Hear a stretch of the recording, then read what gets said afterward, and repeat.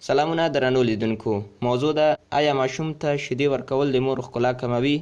لیکنه یې نګین کارګر کړې ده. نو د دې پوښتنې د ځواب ترلاسه کولو لپاره ویډیو تر پایه راسره وګورئ.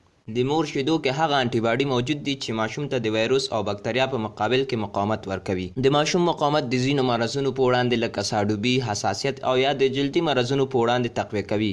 او هغه ماشومان چې د مور شیدې روي د ژوند په لومړیو شپږو میاشتو کې ډیر لږ ناروغیږي. مثلا دوی اسهال کیږي نه، د غوږونو میکروب نه لري او همداراز د تنفسي سیستم د امراضو نه بچ وي. د مور شیدې ټول غذایي مواد چې ماشوم لپاره اړین دي لري. د مور شیدې د کوچني وزن نورمال ساتي، دماغي وده یې د نورو په پرتله پیاوړې کوي او همدغه شان د دې سبب ګرځي چې مور خپل عادي وزن بیرته ترلاسه کړي او د امیدوارۍ په مهال چې یې وزن زیات شوی وي په کمه موده کې کم شي. د مور شیدې د رحم تقلصات زیاتوي او د مور رحم بیرته خپل نورمال حالت ته په طبیعي ډول ستنیږي. شیدې یو متابلیک پروسه ده. کله چې د مور ته سټیمیولیت یا تحریک شي، رحم کې تقلصات زیاتیږي چې د هورمون د تولید سبب ګرځي. همدا دی چې د ماشوم په پیدا کېدو سره اکثرا میندې شیدې لري او یا چې ډیر استرس یا مشکل ولري په ولادت کې 2-3 ورځې وروسته یې شیدې پیدا کیږي. شیدې ورکول لویه حوصله او وخت غواړي. ځینې میندې بچیو ته قصداً شیدې نه ورکوي، فکر کوي چې د دوی ښکلا ورسره کمیږي او وجود یې شړتیږي، مګر داسې نه ده. ښځه که د دې تشویش لري، پس د ماشوم د زیږېدو نه د وروسته لږ سپورتي تمرینات وکړي. د مور شیدې طبیعي پروسه ده. کله چې ماشوم د مور رحم کې قرار ونیسي، ورسره سم د مور وجود کې شیدې جوړولو هورمون فعالیت کوي او د ماشوم د رودلو سره نورې شیدې تولیدیږي. پرولاکتین هورمون د مور شیدې تولیدوي. په لومړیو ورځو کې شیدې د ډیرو انټي باډي او پرولاکتین هورمون درلودونکي وي چې ماشوم ته ډیره ګټه رسوي. همدارنګه د تایروید هورمون او د حجراتو د لویدو هورمون چې اپیډرمل ګروث فیکټر نومیږي د مور په شیدو کې موجود دي، کوم چې د ماشوم په هاضمه سیستم کې ډیر فعال وي او په وینه کې هم پیدا کیږي. د ماشوم له زیږولو سره د ښځې د وجود هورمونونه غیر نورمال کیږي. د ماشوم تی رودل بیرته د هورمونونو بیلانس برابروي او د مور د وجود پړسوب، سترس او نورې نیمګړتیاوې ورو ورو ختمیږي.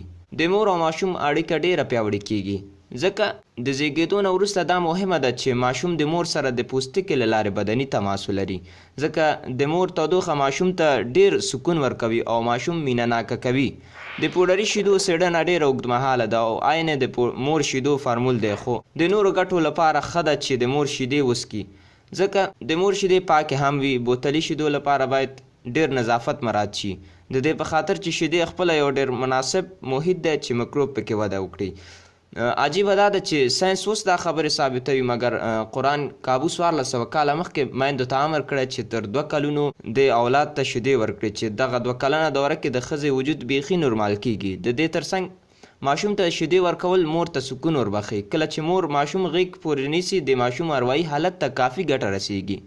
د مور شیدې یوازې ګټې لري ځکه پاک وي او د ټولو ویټامینونو درلودونکي وي. ځینې میرمنې په لومړیو ورځو کې شیدې نه لري، یا د عملیات له کبله یا د سټرس له کبله، خو کله چې ماشوم د مور د تی په رودلو شروع وکړي، د مور د وجود هورمونونه تحریکیږي او د شیدو د تولید سبب ګرځي. مهمه ده چې مور مایع لرونکي خوراک وکړي او د چای څښلو نه ډډه وکړي. ماشوم ته هم تور یا شین چای ورنه کړي، ځکه چای کې هغه کیمیاوي مواد دي چې د ماشوم نمو کموي او بې خوبه کوي.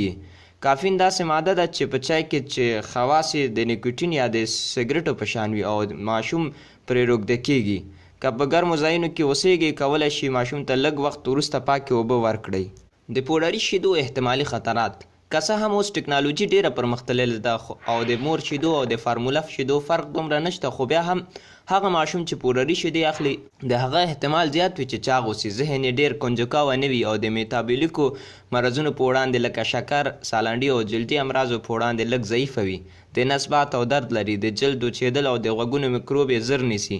مور هم ورسره زر خپل وزن له لاسه نه ورکوي. د ډپریشن یا پوسټ نیټل ډپریشن احتمال مور ته زیات وي، کېدای شي ژر حامله شي او د تخمدان او یا د تی د سرطان سره مخ شي. د مور د شیدو په هکله په قرآن کې په سوره بقره کې راغلی چې حتی که مور او پلار جلا شي یا طلاق واخلي، نو ماشوم باید تر هغه مور سره اوسي تر څو چې شیدې وڅکي او پلار دې ورته نفقه برابره کړي. همدارنګه په سوره لقمان کې هم د مور د شیدو اهمیت بیان شوی دی. ته ورکوونکې مور باید روژه ونه نیسي. د شیدو خور او ورور هم یوه مهمه اسلامي رشته ده، ځکه حضرت محمد صلی الله علیه وسلم هم په ماشومتوب کې د خپل مور او د بیبي حلیمې څخه پاملرنه ترلاسه کړې وه. نو څرنګه چې ساینس د مور په شیدو ټینګار کوي، هماغسې زموږ اسلام دین هم ورته ډېر لوی اهمیت ورکوي. نو اخیرا په دې نتیجې ورسېدو چې هر مور باید خپل ماشوم ته شیدې ورکړي، ځکه چې په ښکلا یې کوم تاثیر نه کوي او نه کوم تاوان ورته رسیږي بغیر له ګټې نه.